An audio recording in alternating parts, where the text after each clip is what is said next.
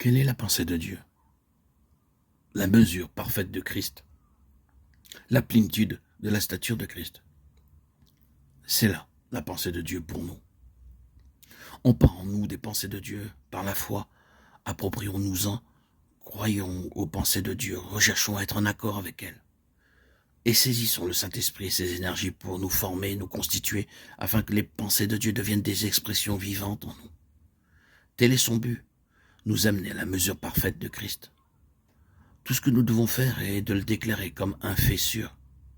Mais notez qu'il représente une responsabilité énorme. Il ne nous est pas possible de parler ou d'entendre de telles vérités sans se retrouver sous une immense responsabilité.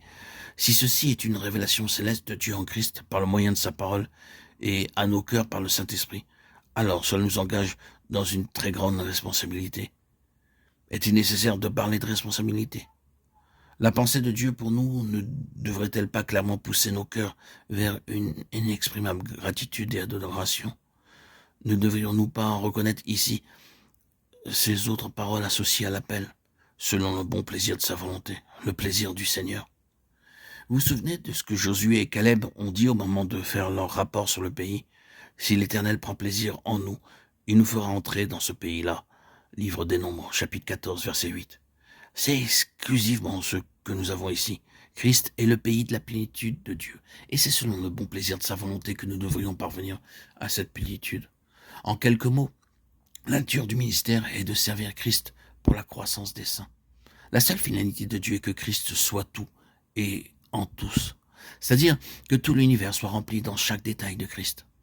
C'est le but arrêté de Dieu. Ainsi, le service pour Dieu est en relation avec sa finalité, son objectif.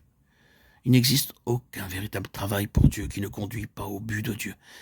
Et si celui-ci est Christ, tout et en tous, le service est lié par ceci. À savoir qu'il en découle une croissance de Christ, un développement en Christ, un ministère de Christ, de sorte que dès la toute première étape dans la vie d'un enfant de Dieu, il est question de recevoir Christ.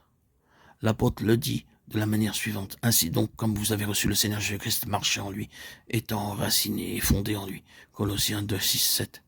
Il s'agit de recevoir Christ maintenant. Le grand dessein de Dieu est d'introduire Christ en toutes choses. Le grand objectif du diable est d'éloigner Christ de toutes choses. Et il tentera de le faire de toutes les manières possibles et inimaginables, même à vous faire croire que Christ a été reçu quand ce n'est pas le cas, afin de vous détourner et vous diriger vers une autre voie, avant que la chose se produise réellement. Il est d'une importance cruciale d'être sûr que Christ est vraiment en nous. Une fois qu'il l'est, Dieu possède un ancrage en lien avec son but final. Mais c'est à ce solide fondement que l'ennemi s'oppose par tous les moyens depuis toujours.